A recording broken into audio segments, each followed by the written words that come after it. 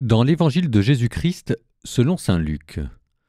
En ce temps-là, du milieu de la foule, quelqu'un demanda à Jésus : « Maître, dis à mon frère de partager avec moi notre héritage. » Jésus lui répondit : « Homme, qui m'a donc établi pour être votre juge ou l'arbitre de vos partages ?»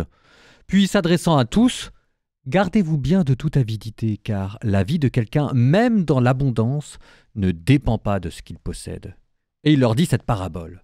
Il y avait un homme riche dont le domaine avait bien rapporté. Il se demandait : « Que vais-je faire ? Car je n'ai pas de place pour mettre ma récolte. » Puis il se dit : « Voici ce que je vais faire. Je vais démolir mes greniers, j'en construirai de plus grands et j'y mettrai tout mon blé et tous mes biens. Alors je me dirai à moi-même : te voilà donc avec de nombreux biens à ta disposition pour de nombreuses années.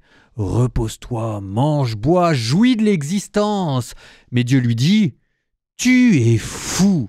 Cette nuit même, on va te redemander ta vie. Et ce que tu auras accumulé, qui l'aura ?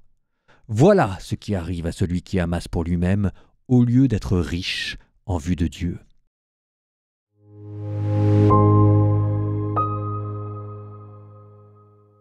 Faisons-nous plaisir aujourd'hui avec un conte issu du folklore russe pour parler de cette phrase de l'Évangile : « Tu es fou, cette nuit même on va te redemander ta vie, et ce que tu auras accumulé, qui l'aura ?» Il était une fois un humble paysan russe qui vivait dans un petit village. Un jour, il entend parler d'un homme riche qui possédait d'immenses terres et qui avait fait cette promesse : si quelqu'un était capable de marcher sur un terrain et de tout clôturer en une journée, tout ce qu'il aurait parcouru lui appartiendrait. Le paysan se lève aux aurores, décidé de conquérir autant de terres que possible. Il commence à marcher, pensant à toutes les richesses qu'il pourrait acquérir. Au fur et à mesure qu'il avance, sa convoitise grandit.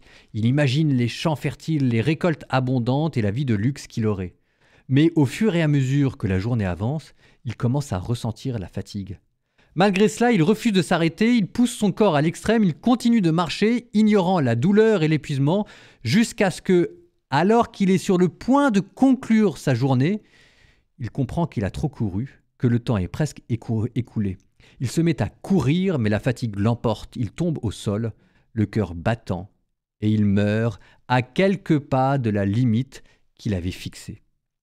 À son décès, il ne lui reste rien. La terre qu'il espérait posséder est désormais perdue pour lui, et il y avait là une leçon à méditer sur l'insatiable désir humain qui, à force de tout vouloir, n'emporte rien.